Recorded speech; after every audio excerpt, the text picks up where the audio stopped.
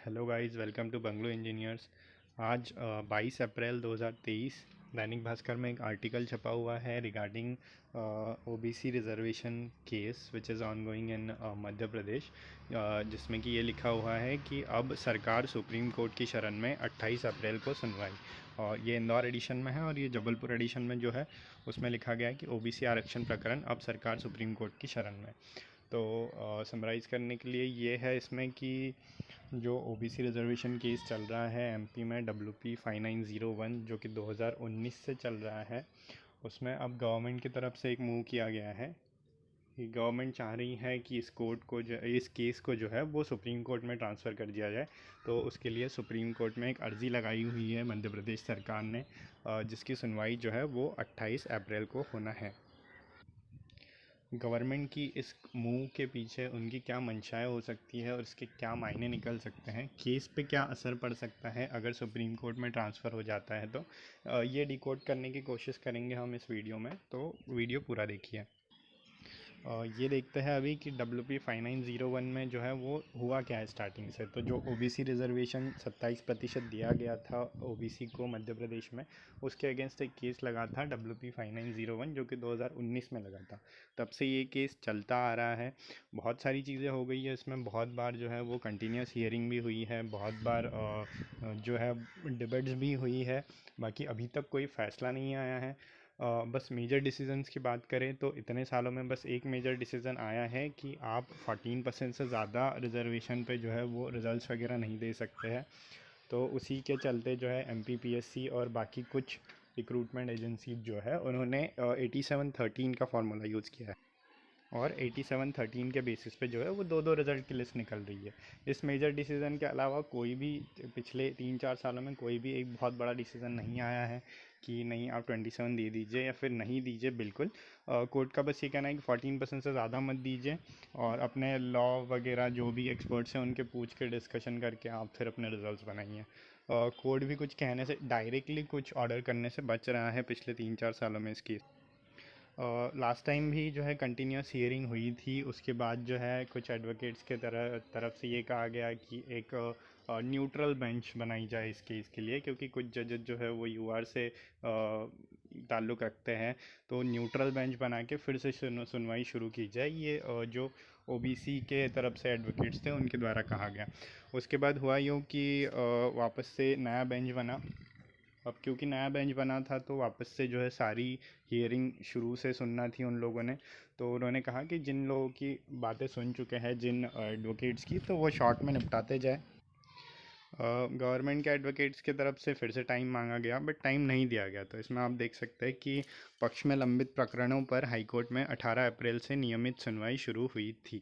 18 अप्रैल से नियमित सुनवाई शुरू हुई थी, कहा गया कि डेली डेली सुनवाई करेंगे। 19 अप्रैल को जब दिन आया तो वापस से ही वो कर दिया, जैसे कि इतने साल से चल रहा है। वापस से ये हुआ कि नेक्स्ट डेट दे दी गई, जो कि 24 अप्रैल मंडे को है। अब देखिए 24 अप्रैल मंडे को MP हाई कोर्ट में इसकी वापस से सुनवाई चालू होगी। अब वो होगी नहीं होगी दैट डिपेंड्स, क्योंकि काफ़ी बार ऐसा होता है कि 24 अप्रैल दिया है, उस दिन जो है वो कोर्ट बिजी रहा, टाइम ही नहीं मिला, तो टाइम बचा नहीं, तो फिर नेक्स्ट डे कर देता है।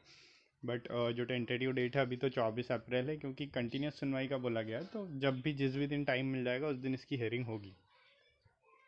24 अप्रैल को MP हाई कोर्ट में है, 28 अप्रैल को जो है वो सुप्रीम कोर्ट में है।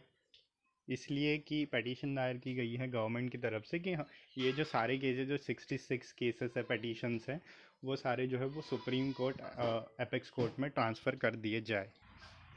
ऐसा पहली बार नहीं है कि जो है सुप्रीम कोर्ट की तरफ गए हैं गवर्नमेंट की तरफ से। पिछली बार भी शायद, जहाँ तक मुझे पता है, ओबीसी जो समुदाय है उनकी तरफ से जो एडवोकेट्स है वो सुप्रीम कोर्ट गए थे। बट सुप्रीम कोर्ट ने जो है वो ये कहकर उसमें हाथ नहीं लगाया था उस केस को कि ये स्टेट का मामला है, और MP हाई कोर्ट में अगर हियरिंग चल रही है तो हाई कोर्ट की तरफ से ही डिसीज़न आएगा। और हाई कोर्ट को निर्देश भी दिए थे कि जल्द से जल्द इस पे जो है वो अपना फाइनल वर्डिक्ट सुनाए। इस बात को I think more than 1 year हो चुका है, और कहीं ना कहीं उसी को संज्ञान में लेते हुए अभी जो जस्टिस शील नागू है उन्होंने कहा था कि बहुत टाइम हो चुका है और बहुत सारी चीज़ें हो चुकी है, तो हम कंटिन्यूस हियरिंग करेंगे। उसी के चलते जो है 18 अप्रैल से गवर्नमेंट के एडवोकेट्स का बहुत टाइम मांगने के बावजूद भी 18 अप्रैल से कंटिन्यूस हियरिंग के लिए उन्होंने बोला था। अब इसके पीछे क्या चीज़ें हो सकती है, क्या असर पड़ सकता है, गवर्नमेंट की क्या मंशाएं हो सकती है इसको सुप्रीम कोर्ट में ट्रांसफ़र करने के लिए।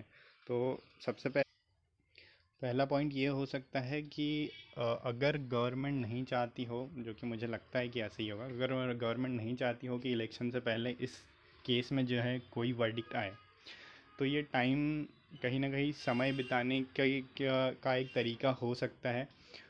ये हो सकता है कि जैसे अभी 24 अप्रैल को ये कहा जाए हियरिंग में कि सुप्रीम कोर्ट में हमने पटिशन दायर की है, तो अभी हम वेट कर लेते हैं कि सुप्रीम कोर्ट क्या कहता है, अदरवाइज़ टाइम वेस्ट ही होना है। तो ये क्या है कि वैसे भी अगर जज मानते हैं तो हियरिंग रुक जाएगी 24 से 28 अप्रैल को हियरिंग होती है। तो अगर वह केस वहाँ चला जाता है सुप्रीम कोर्ट में, तो फिर सारी चीज़ें सुप्रीम कोर्ट में जाएगी और सुप्रीम कोर्ट में फिर शुरू से सुना जाएगा, जिसमें कि टाइम तो लगना ही है। और अगर मान लीजिए वो चीज़ रिजेक्ट भी हो जाती है तो वापस आएगा, तो कम से कम एक हफ़्ता, मोर देन एक हफ़्ता मेरे ख्याल से इसमें वेस्ट हो ही जाना है। और उसके बाद समर वेकेशंस आने वाले हैं, तो ये एक चीज़ हो सकती है कि कहीं ना कहीं अगर इलेक्शन से पहले ये लोग नहीं चाह रहे, क्योंकि जिस तरीके से जस्टिस शील नाउ का रवैया था इस बार की, नहीं बहुत सारी चीज़ें, बहुत लेटर्स वगैरह सब आ रहे हैं, तो हम इसको कंटिन्यू ही करेंगे। 1 साल से ज़्यादा हो गया है सुप्रीम कोर्ट के डायरेक्शंस को कि हाई कोर्ट इस पर जल्दी निर्णय दे। तो ये हो सकता है कि कहीं ना कहीं टाइम बिताने का तरीका हो, एक चीज़ ये पर्सपेक्टिव ये भी हो सकता है इसका। दूसरा एक चीज़ ये हो सकती है कि अगर ये केस मान लीजिए सुप्रीम कोर्ट में ट्रांसफ़र होता है, तो एक ह्यूमन साइकोलॉजी होती है, अभी तक है जैसे, कि सुप्रीम कोर्ट के जो भी डिसीजंस आते हैं आप उसके लिए पीएम और उनका जो सेंट्रल मिनिस्ट्री है उनको आप ब्लेम करते हो या फिर प्रेज़ करते हो। और अगर हाई कोर्ट से कोई डिसीज़न आता है तो बेसिकली आप सीएम वगैरह को प्रेज़ या ब्लेम करते हो। तो अगर हाई कोर्ट की तरफ से ये रिजेक्ट होता है 27% या पास होता है, तो कहीं ना कहीं इसका क्रेडिट जो है सीएम को ही मिलेगा। और काफ़ी ज़्यादा संभावना है इस केस में कि 27% पास ना हो, 14% पे ही रहे ओबीसी रिजर्वेशन। तो मेरे ख्याल से कहीं ना कहीं ये एक पॉलिटिकल तरीके से देखा गया विचार भी हो सकता है कि अगर सुप्रीम कोर्ट में जाता है तो सीएम को कम ब्लेम मिलेगा कि सीएम के कारण जो है 27% से 14% हुआ है। तो साइकोलॉजिकल प्ले करने का एक तरीका भी हो सकता है ये। और तीसरी चीज़ ये है कि असर ये हो सकता है कि अगर ये केस सुप्रीम कोर्ट जाता है तो कहीं ना कहीं मेरा ऐसा मानना है कि ये यूआर की तरफ ज़्यादा इंक्लाइंड हो जाएगा केस। वैसे भी यूआर की तरफ ही इंक्लाइंड है ये केस, बट कहीं ना कहीं जो डिले हो रहा था वो मुझे लगता है कि गवर्नमेंट इन्फ्लुएंस के कारण डिले हो रहा था। वैसे गवर्नमेंट का एडवोकेट अभी भी ये चाह रहा है कि 10-12 दिन का टाइम दे दिया जाए। बट अगर सुप्रीम कोर्ट में ये केस जाता है तो फिर शायद इतना डिले ना हो पाए गवर्नमेंट इन्फ्लुएंस के कारण। तो कहीं ना कहीं यूआर की तरफ ही इंक्लाइंड हो जाएगा केस। और शायद एज़ कंपैरेटिवली जब तक हाई कोर्ट और जितना टाइम लेने वाला था, शायद उससे कम टाइम में जो है इसका वर्डिक्ट आ जाए। और ये सारे जो है ये सिर्फ हमारे एनालिसिस हैं, एक्चुअल में क्या हो रहा है वो तो गवर्नमेंट और कोर्ट ही जानता है। तो वी आर जस्ट प्रेइंग कि जो भी हो जल्दी हो, रिक्रूटमेंट्स ना रुके, जो भी अटके हुए हैं जैसे एमपीपीएससी के काफ़ी 2019-2020, तो हम तो बस ये चाह रहे हैं कि जो भी हो जल्दी हो। लाइक जिसको भी जो भी मिलना है, 27 होना है, 14 होना है, तो जल्दी हो, जिससे कि एटलीस्ट जो 87% है उनको एडिशनल जो परेशानी हो रही है वो ना हो। तो अभी देखते हैं 24 अप्रैल को, जहाँ तक मुझे लगता है 24 अप्रैल की हियरिंग में क्या होगा। तो जहाँ तक मुझे लगता है उसमें यही कहा जाएगा कि सुप्रीम कोर्ट में एप्लीकेशन दायर की हुई है तो आप रुक जाइए 4 दिन, टाइम वेस्ट वगैरह ना करते हुए हाई कोर्ट का। तो 24 अप्रैल को शायद ही हियरिंग हो, अगर हो भी जाती है तो वही जो आर्ग्यूमेंट्स रहेंगे एडवोकेट्स के वो सुने जाएंगे। तो देखते हैं 24 अप्रैल और 28 अप्रैल को क्या होता है।